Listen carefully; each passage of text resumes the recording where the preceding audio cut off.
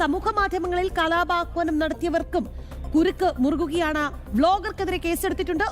അനാഷ് എന്ന മുഹമ്മദ് അനാസിനെതിരെയാണ് ഫറൂഖ് പോലീസ് കേസെടുത്തത്. ഡൽഹിയിൽ പോയി പോലീസുകാരെ ആക്രമിക്കണമെന്ന് ആഹ്വാനം ചെയ്ത വീഡിയോ പോസ്റ്റ് ചെയ്തതിനാണ് നടപടി. നേപ്പാൾ, ശ്രീലങ്ക എന്നിവിടങ്ങളിലെ പോലെ ഭരണഘടന കത്തിക്കണമെന്നും പാർലമെന്റ് കത്തിക്കാനുള്ള അവസരമാണിത് എന്നും വീഡിയോയിൽ അനസ് പറഞ്ഞു എന്നാണ് എഫ്ഐആറിലുള്ളത്. വിവരങ്ങളുമായി രമ്യദാസ് കോഴിക്കോട് നിന്ന് ചേരുന്നു.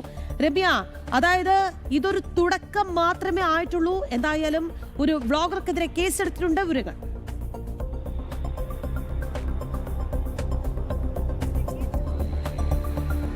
തീർച്ചയായും രാഗി, ഈ നിലവിൽ ഈ വ്ലോഗർക്കെതിരെയാണ് ഫറൂഖ് പോലീസ് കേസെടുത്തിട്ടുള്ളത്. അതായത് ഈ സമൂഹ മാധ്യമങ്ങൾ വഴി കലാപാഹ്വാനം നടത്താനാണ് ഈ ഫറൂഖ് സ്വദേശിയായിട്ടുള്ള അനാഷ് എന്ന മുഹമ്മദ് അനാസിനെതിരെ ഈ ഫറൂഖ് പോലീസ് നിലവിൽ കേസെടുത്തിട്ടുള്ളത്. അതായത് ഇത്തരത്തിലാണ് ആ വ്ലോഗിലെല്ലാം പറയുന്നത്. അതായത് ഡൽഹിയിൽ പോയി പോലീസുകാരെ ആക്രമിക്കണമെന്ന് ആഹ്വാനം ചെയ്തുകൊണ്ടാണ് ഇത്തരത്തിലൊരു പോസ്റ്റ് ഇദ്ദേഹം സോഷ്യൽ മീഡിയയിൽ ഉൾപ്പെടെ പോസ്റ്റ് ചെയ്തത്. ഈ ശ്രീലങ്ക അതുപോലെ തന്നെ നേപ്പാൾ എന്നിവിടങ്ങളിലെ പോലെ ഇന്ത്യയിലും ഭരണഘടന കത്തിക്കണമെന്നും പാർലമെന്റ് കത്തിക്കാനുള്ള അവസരമാണിതെന്നും എല്ലാം വീഡിയോയിൽ പറഞ്ഞുകൊണ്ടാണ് ഇത്തരത്തിൽ ഈ അനസ് ഈ ഒരു സമൂഹ മാധ്യമത്തിലൂടെ ഇത്തരത്തിലൊരു പോസ്റ്റ് ഷെയർ ചെയ്തത്. ഈ പോസ്റ്റ് വലിയ രീതിയിൽ വൈറലാവുകയൊക്കെ ചെയ്തപ്പോൾ ഒരു ക്ഷമാപണമൊക്കെ ആയിട്ട് ഇദ്ദേഹം രംഗത്തെത്തുകയൊക്കെ ചെയ്തിരുന്നു. ഈ പോസ്റ്റ് പിൻവലിക്കുകയൊക്കെ എല്ലാം ഉണ്ടായിരുന്നു. പക്ഷേ BJP പ്രവർത്തകർ നൽകിയിട്ടുള്ള ഈ പരാതിയിലാണ് നിലവിൽ ഇപ്പോൾ ഈ ഫറൂഖ് പോലീസ് ഈ വിഷയവുമായി ബന്ധപ്പെട്ട് കേസെടുത്തിട്ടുള്ളത്. അതായത് വിവിധ വകുപ്പുകൾ ചേർത്തിട്ടുണ്ട്.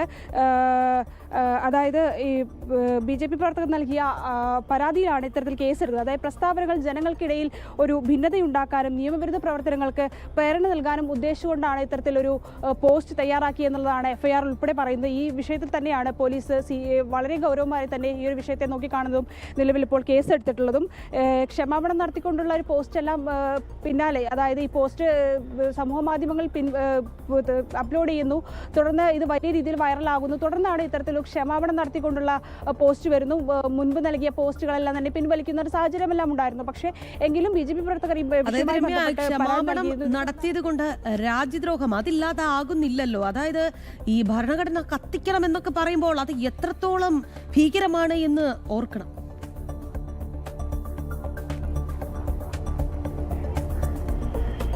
തീർച്ചയായും അതുതന്നെയാണ് ഈ വിഷയത്തിന്റെ ഗൗരവം ഏറെ കൂട്ടുന്നതും രാഖി. കാരണം ഭരണഘടന കത്തിക്കണം, അല്ലെങ്കിൽ നേപ്പാൾ, ശ്രീലങ്ക എന്നിവിടങ്ങളിലെ പോലെ തന്നെ ഈ ഒരു വിഷയത്തിലും അതായത് അത്തരത്തിലുള്ളൊരു സാഹചര്യം. കാരണം എന്നിവിടങ്ങളിലെ പോലെ ഇന്ത്യയിലെ ഭരണഘടനയും കത്തിക്കണം. അതുപോലെ തന്നെ സമൂഹ മാധ്യമങ്ങളിൽ കലാപാഹ്വാനം ചെയ്ത ബ്ലോഗർക്കെതിരെ കേസെടുത്തിട്ടുണ്ട്.